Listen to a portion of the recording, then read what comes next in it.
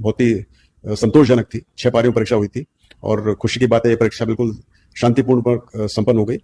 छुटपुट कुछ इश्यूज थे, जैसे कोई किसी ने प्रयास किया डमी आने का या कहीं और डमी बैठा हुआ था, या कुछ चेहरों का मिलान का इशू था, कोई एक बच्चे के पास स्मार्ट वॉच मिली थी, ऐसे करके छुटपुट थी, लेकिन ज्यादा कोई इशू नहीं था। और मुझे बहुत खुशी कि सब कुछ ठीक हो पाया और इसका जो सब श्रेय जाता है वो 38 जिला प्रशासन को जाता है, जिन्होंने परीक्षा अच्छे से करवाई, शांतिपूर्वक करवाई, और साथ साथ में कैंडिडेट्स को भी, जिन्होंने बहुत ही धैर्य से अपने परीक्षा दी और जो कुछ कमियां थी उनको भी उन्होंने ओवरलुक किया, नजरअंदाज किया और शांतिपूर्ण तरह से परीक्षा दी। तो ये एक टीम एफर्ट था जिसके अंदर कर्मचारी चयन बोर्ड, जिला प्रशासन और कैंडिडेट्स सबने मिलजुल कर कार्रवाई की और खुशी की बात है सब कुछ ठीक हो गया। सर 6 पारियों में परीक्षा का आयोजन हुआ है, किस तरह से परिणाम तैयार होगा?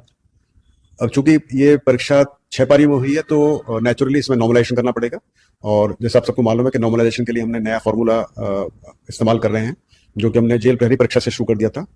उससे पहले हम लोग जेड फॉर्मूला का इस्तेमाल करते थे, जो कि मीन बेस्ड फॉर्मूला होता था, लेकिन अब हमने नया फॉर्मूला अडॉप्ट किया था, उसका नाम है इक्विपर्सेंटाइल फॉर्मूला, और इस फॉर्मूले को हम इस्तेमाल करेंगे। जेल प्रहरी में कर चुके हैं, उसका परिणाम बहुत अच्छा रहा था, सभी उससे सेटिस्फाइड थे।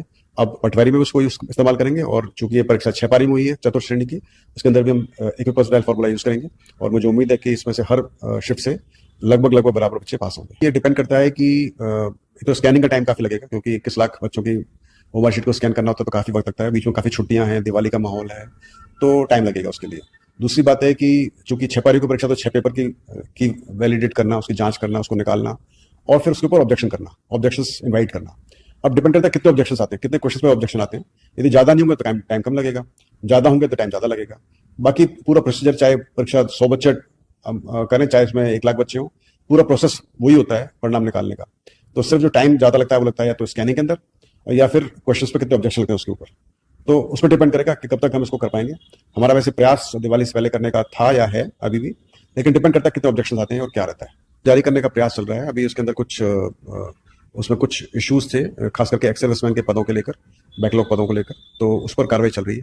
तो जैसे ही वो उसकी अर्थना पूरी तरह से हमारे पास तैयार हो जाती है, मिल जाती है, तो फिर हम उसका विज्ञापन जारी कर सकते हैं। इसमें कोई चेंज नहीं है, तय समय पर परीक्षा होने का पूरा प्लान है।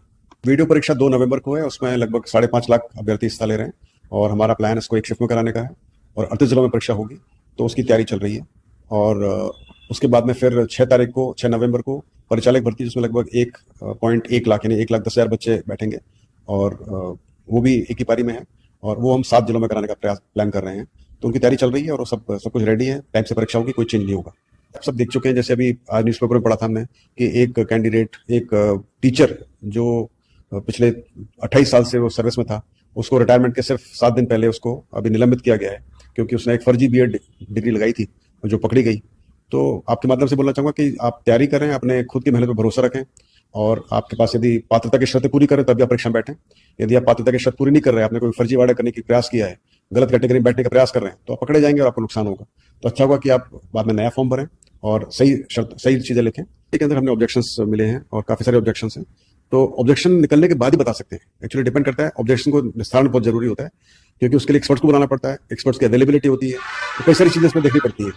तो यदि हमारे ऑब्जेक्शन ज्यादा नहीं होते हैं तो कम होते तो जल्दी होता है, ज्यादा होते हैं उसमें एक्सपर्ट्स मिल जाते हैं तो फिर दिक्कत नहीं होती। तो देखते हैं, अभी कुछ कह नहीं सकते कब तक निकाल पाएंगे। जैसे मैंने बताया, प्रयास हमारा पटवारी का दिवाली से पहले का ही था, अभी भी है, ये देखते हैं कितना जल्दी कर पाते हैं। आज भी कर दिया है कि 2 उसमें एजेंडा थे।